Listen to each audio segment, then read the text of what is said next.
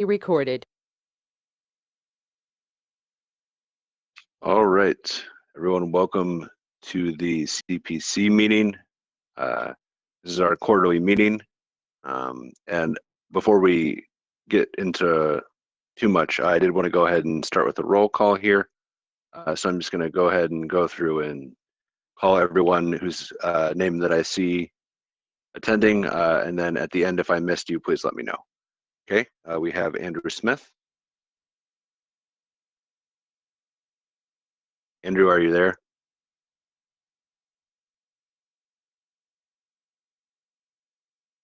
All right, well, we'll move on then. Lynn Nelson. Yes. Steve Clevenger. Yep. Steve Clevenger. Present. Amy Kristen Presson. Here. And Deanna McMillan. I'm here, thank you. All right, very good. So maybe Andrew's sound is not working or something, I'm not quite sure, but hopefully he can be able to sort that out and join us here. Okay, so before we get into the agenda, I would like to mention that our last meeting was a little bit unusual. So the June 2nd meeting, that's not our normal time to meet. We used that as our official public hearing for our 2050 Metropolitan Transportation Plan. So as such, we don't really have too much in terms of kind of a conventional meeting, but we do have some meeting notes that we kind of transcribed for the public record regarding what we presented there, as well as some question and answer that we did. So I will start with the motion to approve those minutes. So moved. This is Deanna. Yep, thank you, Deanna. So we have a motion, and I will take a second. Second. This is Lynn Nelson. Okay, second from Lynn, thank you. All right, so we'll go ahead and take a roll call vote. So all those in favor of approving the minutes, Lynn Nelson, Yes. Steve Clevenger, Yes. Amy Kristen Presson, Yes. Deanna McMillan, Yes. and we'll see if we can get Andrew Smith.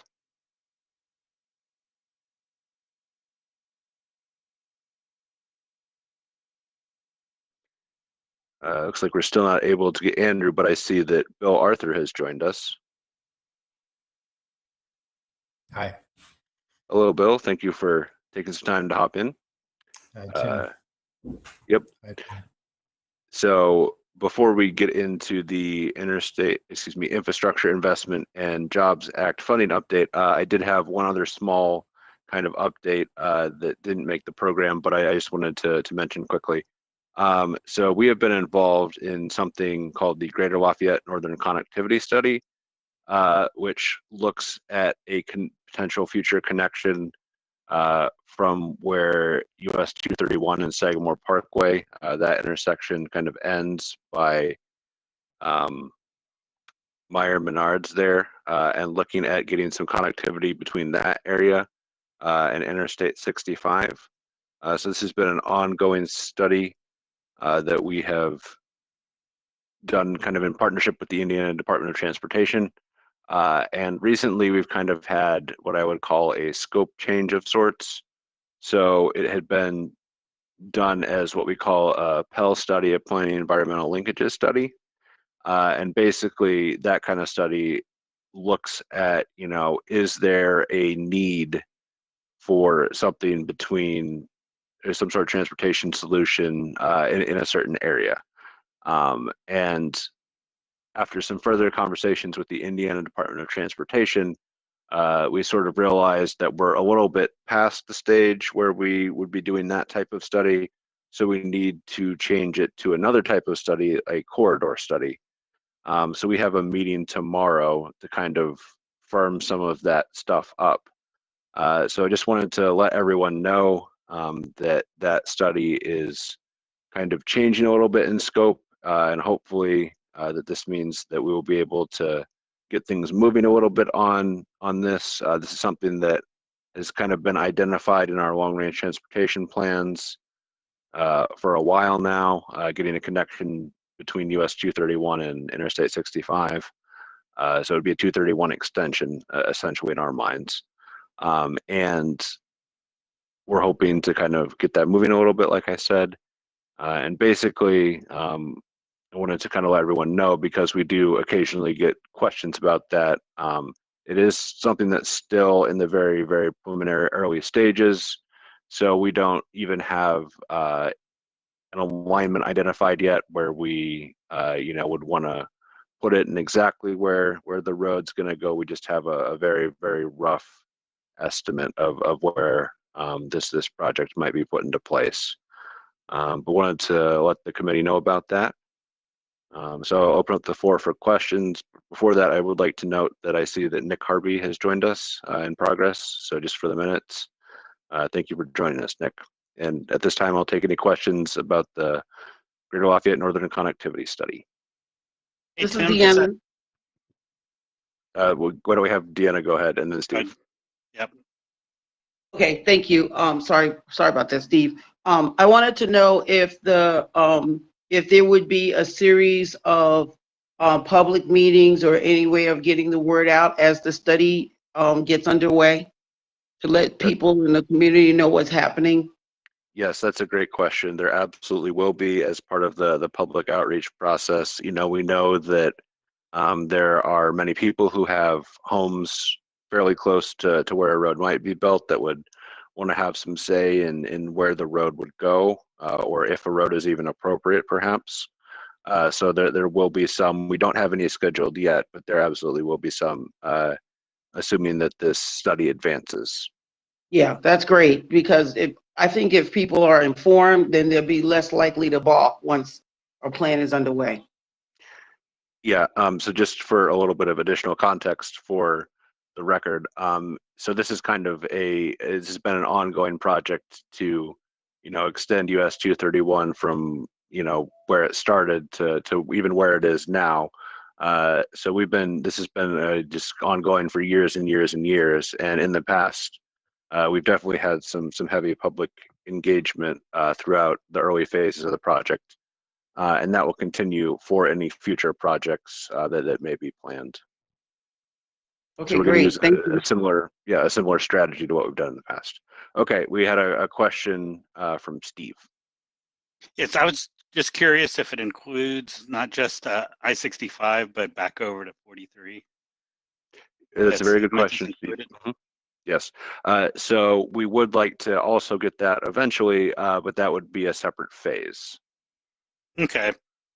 So for right now, this corridor study would only be focused on connecting the current intersection of 231 and Sagamore to 65.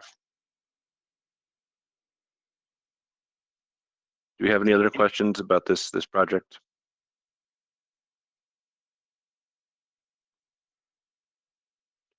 I'm assuming, Tim, that there's not going to be, I know for the 231 between State Road 26 and Sagamore Parkway they actually had a committee, I'm trying to remember what it was called, but Yeah, a CAC. a CAC, yeah. Yes. I know I was on that, and whether or not they're going to have anything similar to that, or if they're just going to go ahead and have somebody do a study and come up with alternatives and present those, or what exactly will be happening. Yep, that's a great question. I think our desire would be to have a CAC again on this project. Again, it's something obviously that we are working with the state DOT on, so it's not solely up to us as to how it proceeds. But at least in my mind, I think that the way it was handled in the past with the CAC was a very appropriate way and a good way for public outreach. So I hope that we can at least work out something with everyone so that we can do something similar, if not exactly a CAC, at least some way to have residents give their input, throughout the whole project process, not just, once the alignments have been determined, but kind of throughout.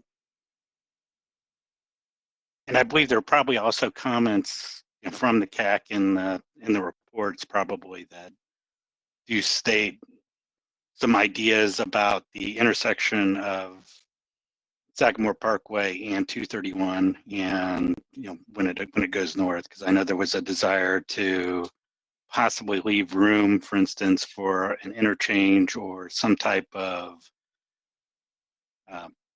intersection that would not hold up traffic. Right. With Yeah. two major roads. Yes. That's something that you might want to look back at.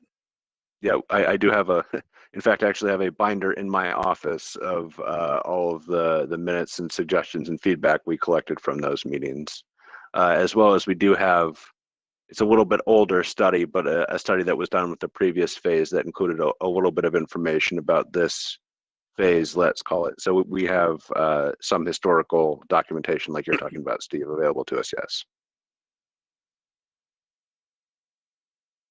That's all I've got. Thank you. All right. Well, thank you everyone for your comments and questions. Those are very good points. And so with that, I'll take just one last call for any questions on this project before I move on. I don't want to bury anyone who has anything to say.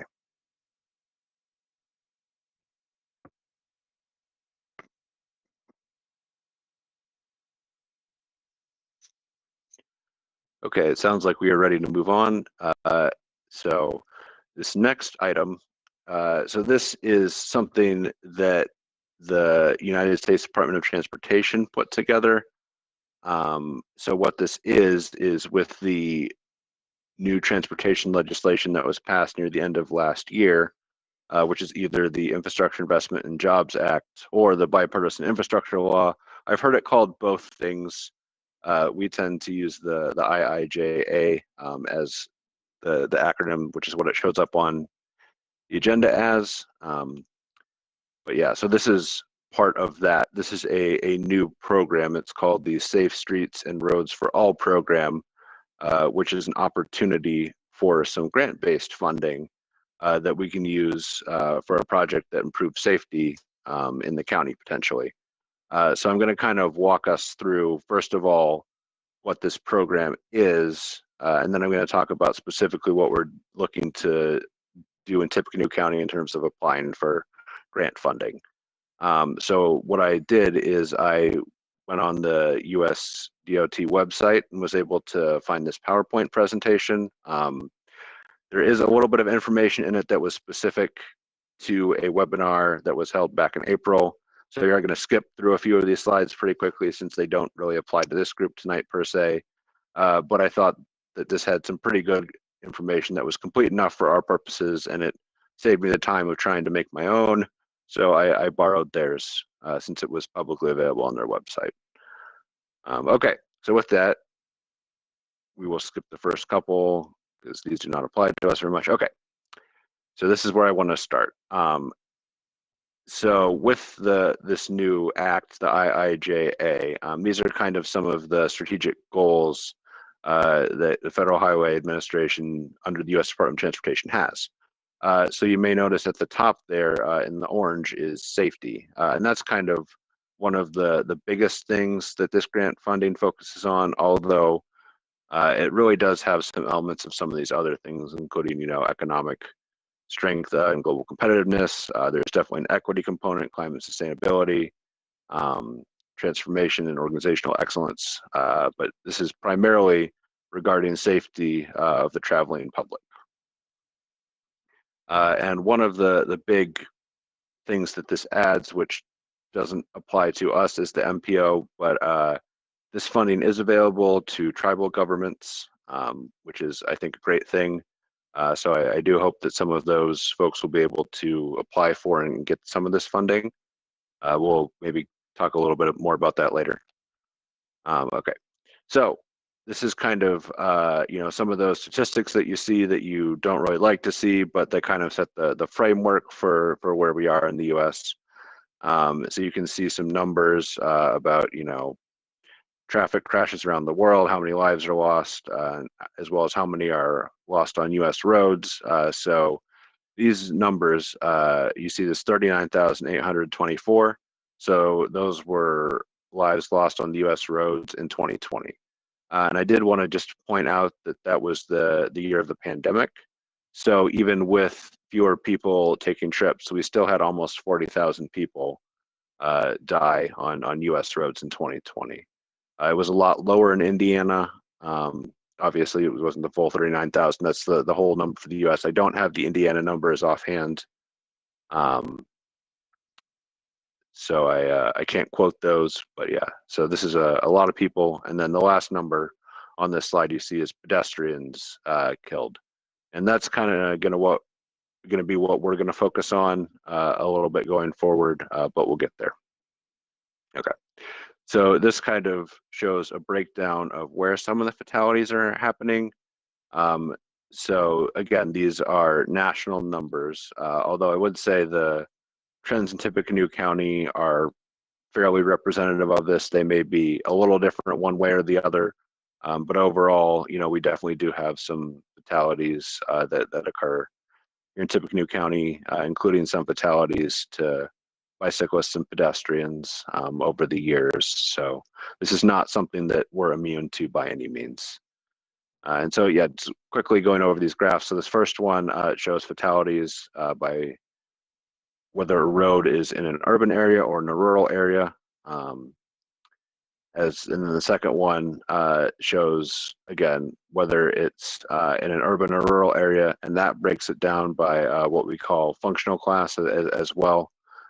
Where the kind of first dark blue bar is for interstates and principal arterials, so the larger roads, which do have a somewhat significant number, but you will notice that is definitely not the highest number. The highest number tends to be the middle one, the other arterials. So these are roads that aren't quite the level of your interstates or big U.S. highways, but they're kind of just below that. So you would think, perhaps roads like Salisbury Street, things along those lines would be an example here in Tippecanoe County. Okay. So then one of the reasons why people in tribal governments are allowed to apply for funds specifically is because, unfortunately, those folks are disproportionately impacted by the number of roadway fatalities. So this looks at the rate of roadway fatalities per 100,000 population broken down by race as collected by the census. So you will notice that the total population is kind of there in the middle, and unfortunately, there are some populations above that that are getting rates that are higher than would be expected for the total population. So that's a big component of this funding, is trying to correct that. Okay, so National Roadway Safety Strategy. So this is something that, again, the US DOT and Federal Highway Administration are looking at, and the kind of new administration that we have has really made this a point of emphasis. So they talk a lot about their National Roadway Safety Strategy, and there is a link here on the bottom where they have a website, the www.transportation.gov/NRSS, where you can find more information specifically about this. But essentially what it does is it's committed to funding for engineering projects, as well as working with manufacturing, vehicle manufacturers, and so on, to be able to provide vehicles that have safety measures, safe roads, those sorts of things, and kind of trying to get that all to work together in order to reduce fatalities. So this is kind of continuing that. These are what the Federal Highway Administration lists as effective roadway safety practices and strategies. So Vision Zero, towards zero deaths. So those first two are separate nonprofit initiatives that have the goal of making it so that instead of seeing those 39,000 fatalities, that eventually we can get the number to zero. So that is kind of the mission of those organizations. And they both actually do have their own websites, which you can look up. So if you were to to Google either of those first two terms, you should get as like the top search result their official website. And so they have some very good information there about how to accomplish that. So then the next three, complete streets, proven safety strategies, and countermeasures that work, those are kind of some engineering things that have been heavily researched in terms of how things can get implemented. And these are things that have kind of been studied for, in some cases, several years. In other cases, they are newer. And then the last one, innovative practices and technologies. So that's kind of where vehicle manufacturers come in. Kind of looking at, are there ways where we can, make vehicles smarter and kind of help the vehicles take the human error out of the process of driving, so to speak. So that's some of what Federal Highways identified as the basics of roadway safety. And so this graphic that you see on the right of the slide there kind of shows what they call the safe system approach. So they have kind of on the outside of this little wheel some of the statements that you see as bullet points there on the left. I'm not going to necessarily read them all, but again, kind of the idea is that it's more than one thing that needs to be done to really solve this problem. It's not, there's no one solution. It needs to be a whole system-wide safety approach. So that is what this graphic demonstrates. And personally, I think it's a nice visual representation of how these things all work together. Okay, so then they start off this slide with a quote from Federal Highway Deputy Minister. Complete street is safe and feels safe for everyone using the street. So then the picture on the right is kind of an example of what we would call a complete street, which there is more information on the hyperlink at the bottom of the slide. But essentially kind of what I want to call everyone's attention to is this pedestrian crosswalk that we kind of see in the foreground of the picture. So first of all, it's pretty clearly marked where it goes, so that makes it easy for drivers to see, that you don't see that the paint has faded or anything like that. You also notice that there is a spot where people can wait, so you can make it as a two-stage crossing in that center kind of refuge island. And then additionally, there are what we call detectable warning surface, which are those little pads with the raised dots that you've probably seen when you walk around the sidewalk. Those are very important for visually impaired persons. They really help them know when they're outside of the crosswalk and when they're getting into the crosswalk. So maintenance of those is another important thing. And those also do show up in the center island, if you can see that as well. I'm not sure, depending on how big your screen is, you may not be able to see that very well. But I assure you it is there. So that's kind of what we're looking at with the complete street, where you have, a very clear area for the pedestrians to cross and safely interact with the vehicles. So everyone can use the road, not just the vehicles, but also the pedestrians. Okay. And then the next kind of thing that they talked about was proven roadway safety strategies.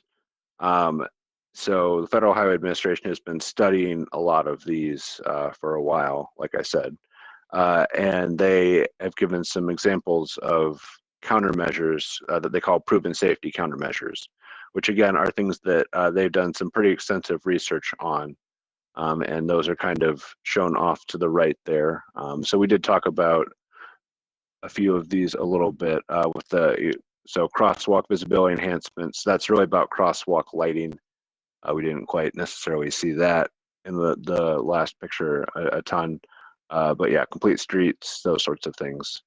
So there are a lot of good ways that you can do to take kind of an engineering approach to this. And this is a direct link to their publication. So if you want to read that, I will admit that this is probably one of the sorts of things that's maybe of a little bit more interest to engineering type of folks. as opposed to the general public. It is a little bit heavy on numbers and those sorts of things, in my opinion. But it is still good information, and it's something that provides some good guidance and very good examples of effective engineering practice that we've seen throughout the country. Okay, so this one, so I want to actually start with the picture. So what you're seeing is some kind of camera-based technology to detect and identify people that are crossing the road. So those are the folks that are kind of highlighted in those little outlines, the red and green outlines you see in the picture. And so if you can have technology that can track pedestrians, then you can use that to kind of act as an additional factor of safety when a human being might not notice them because they're distracted or whatever. So there are a few different, again, specifics that are listed in the bullet points. Not to read them all to you, but that's kind of what we're looking at here is new ways that technology can help correct for human error. That's the overall takeaway of the idea of innovative practices and technologies. Okay, so that gets us into this grant itself. So what this is funding that is specifically for local initiatives.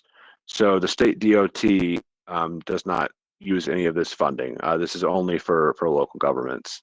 It is an annual program. As it mentions, there is $1 billion available in annual funding starting this year, and it will be available for 4 more years after this, so 5 years total.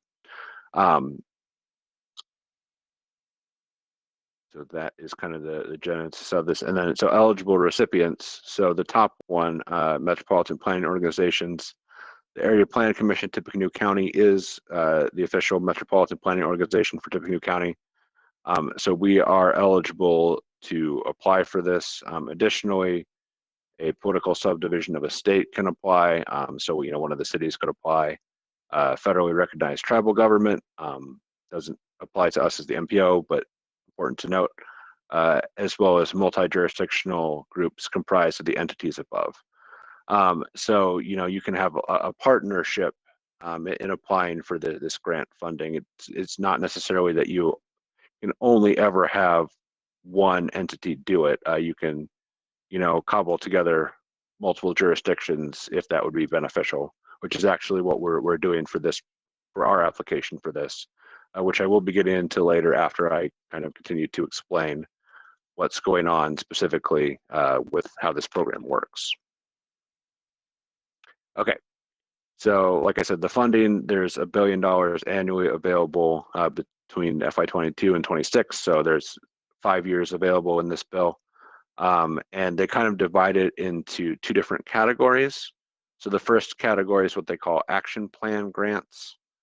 So what those are is when you're wanting to do kind of a transportation and safety plan that you put together. It's something that you say, okay, here are areas that we've identified in our jurisdiction that we would like to work on, and how can we work on those, and how can we monitor those. It's kind of a lot about that sort of thing.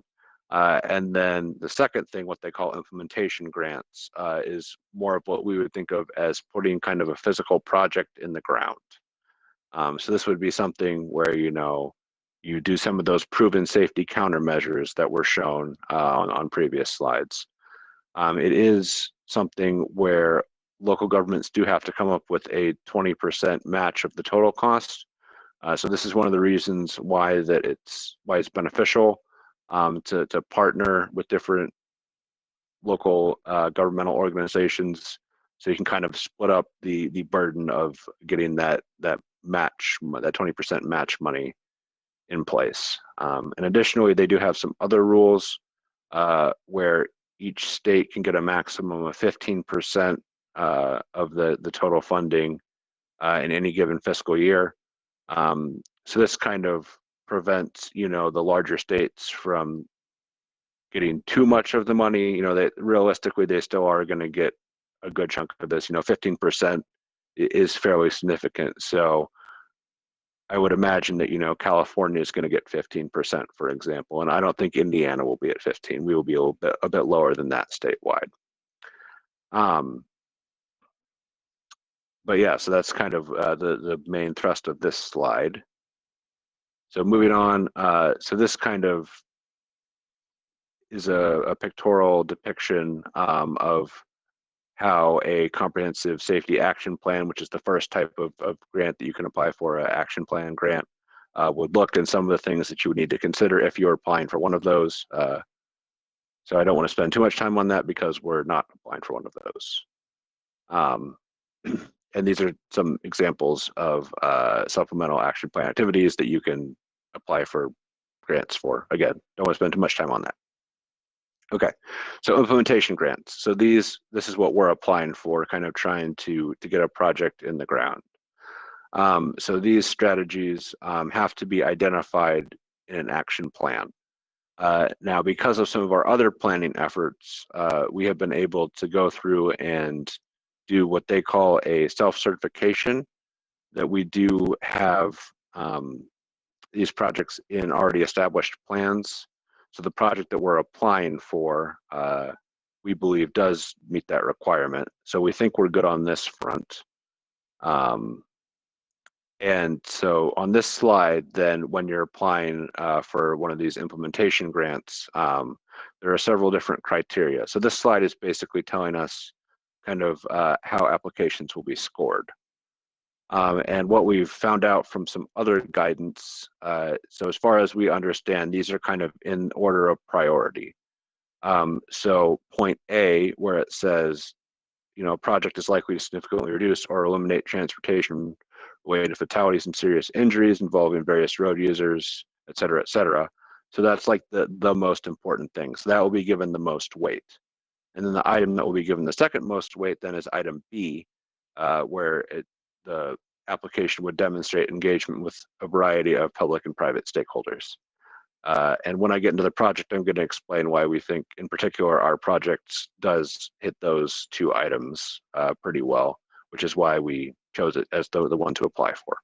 It does hit some of the others as well, but those first two are by far the most important. So that's why we really focused on those when we selected a project. Okay, so we can skip those. Yeah, okay, so this is, I think, the end of what we really need to talk about for this committee, because the rest of this stuff is, just technical stuff that gives information for entities that want to apply, and, there are a bunch of links that, we've been sorting through to find some of this information and make sure that we can get an application filed. So before I get into our project, I did want to stop and ask for any questions, since I did throw a lot of information at everyone. So I'll open the floor up for questions at this time.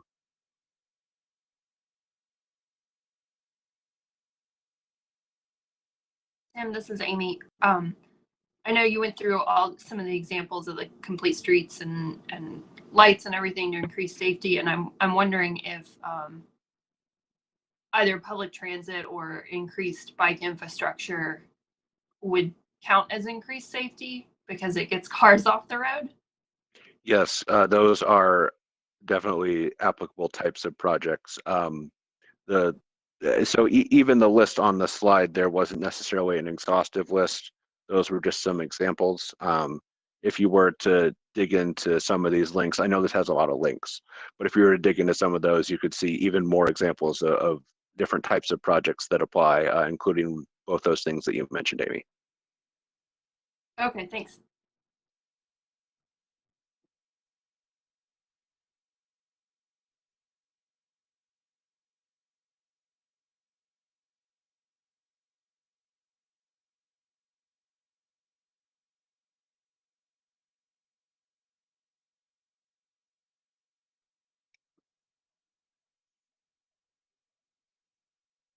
Okay, are there any other questions? Last call before I go to the project that we're going to be applying for.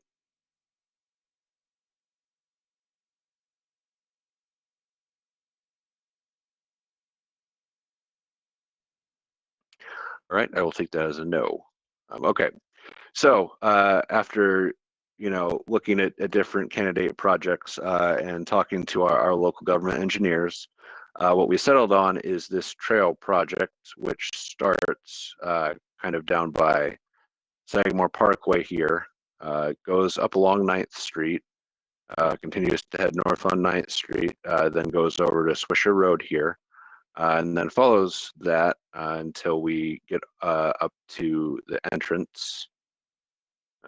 Yep, they're at the top with the Prophetstown State Park.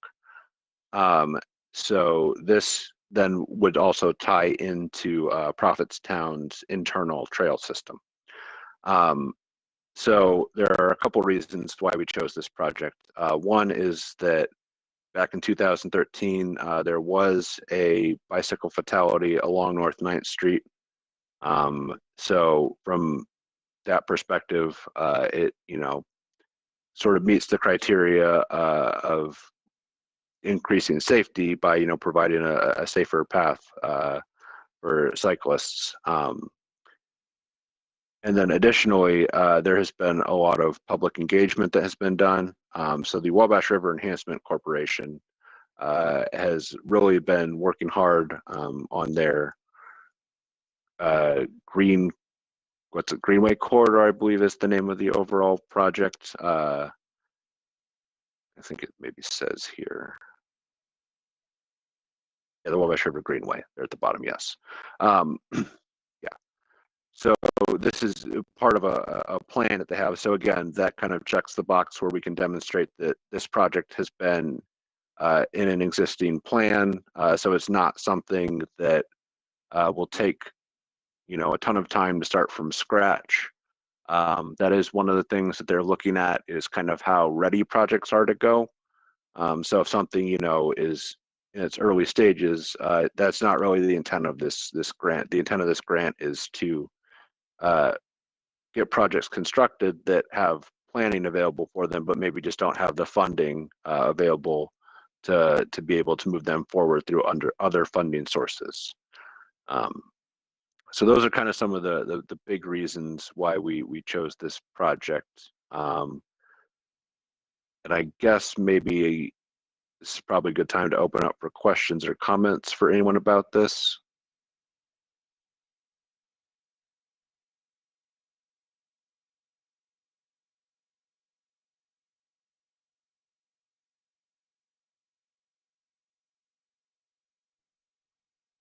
So do I want to make sure that I understand what you're saying. It would be almost like a circle route that would go out on 9th Street to Prophetstown, and then you could link up and come back along North River Road. Is that correct?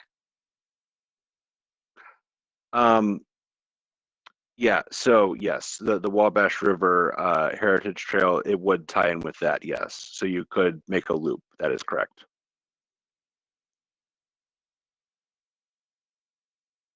So the new project is kind of in this green here, running along North 9th Street, and then it does run sort of parallel to the Wabash River Heritage Trail, which is the smaller one, the smaller red line here that I believe you're talking about, Lynn. Thank you.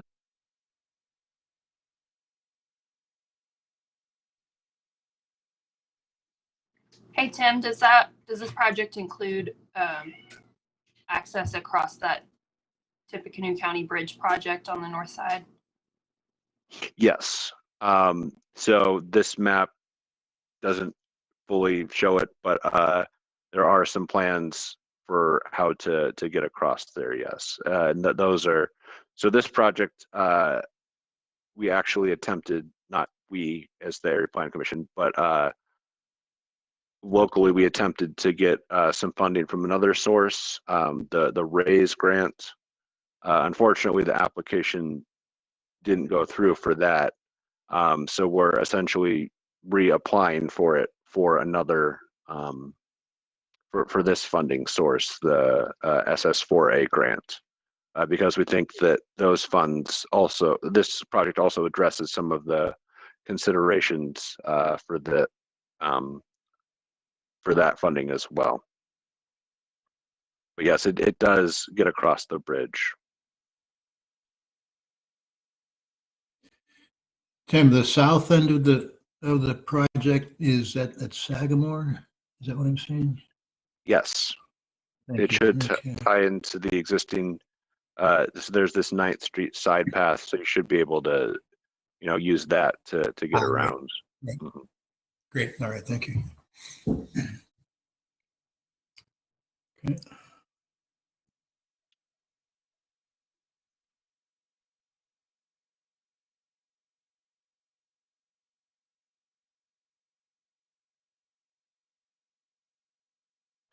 When will you find out if this gets approved? Yep. So the application itself is actually due tomorrow. And then I don't think we have quite a firm date per se, but it should be around the end of this year or the beginning of next year. So we should know by January whether or not this project gets awarded.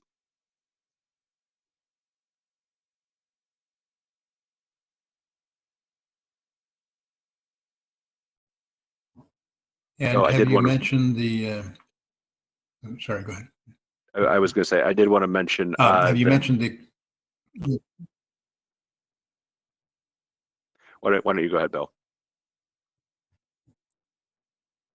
have you mentioned the projected cost of the project? Yes. So that is something that we have worked with REC on pretty heavily.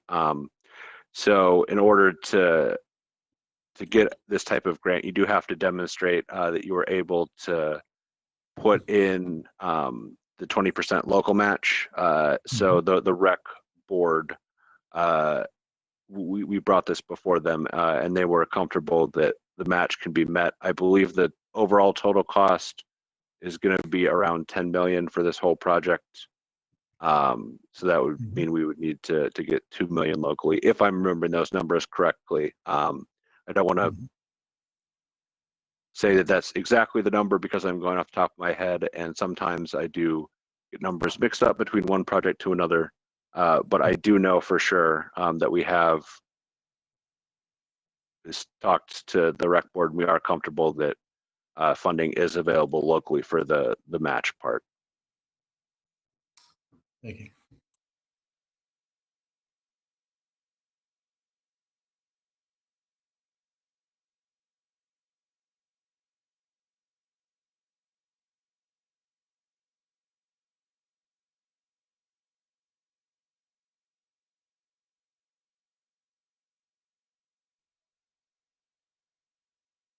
Okay, did we have any more questions? I just want to make sure that everyone has had a chance to ask any questions they have.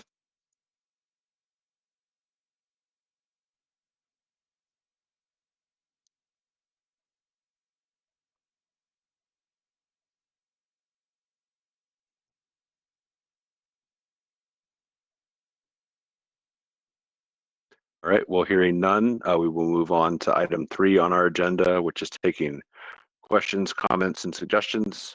So anything from the board that you guys would like to suggest or comment on, or any additional questions that may not have been answered or that perhaps aren't related to what we talked about tonight, but are things that you would like to ask?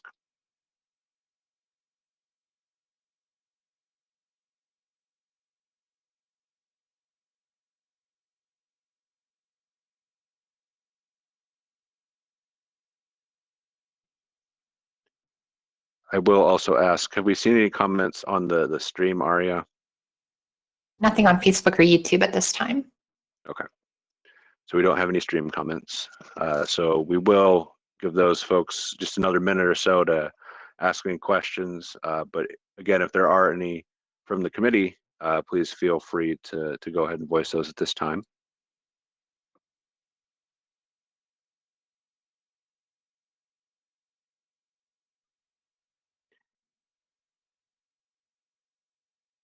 Okay, well, I'm not hearing any questions from the committee. So I did just want to mention then that our last meeting of the year will be on December 14th.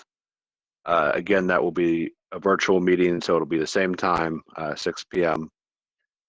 We will, again, send out a virtual link for that so that you guys can have the invitation to go to the meeting. And it will also be streamed and recorded as this one is, so that, if you want to go back and and look at anything within the meeting that we discuss that's on the table.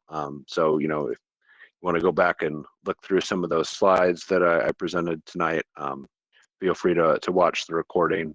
But yeah, so Arya, I guess I'll do a last call for any stream comments. Yeah, so it's been more than a minute now and there's no additional public comment. Okay, well with that, then we will take a motion for adjournment. So moved. This is Deanna. All right, we have a motion. Seconded, this is Lynn. Okay, we have a second from Lynn. All right, so we'll go ahead and just take a quick roll call vote on that. So for adjournment, Lynn Nelson, Yes. Steve Clevenger, Yes. Amy Kristen Presson, Yes. Deanna McMillan, Yes. Bill Arthur, Yes. Nick Harvey,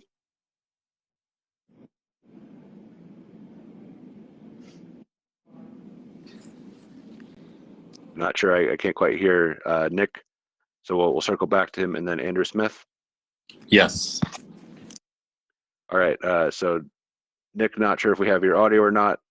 So if you're for some reason not in favor of adjournment, if you could let us know perhaps through the meeting chat here.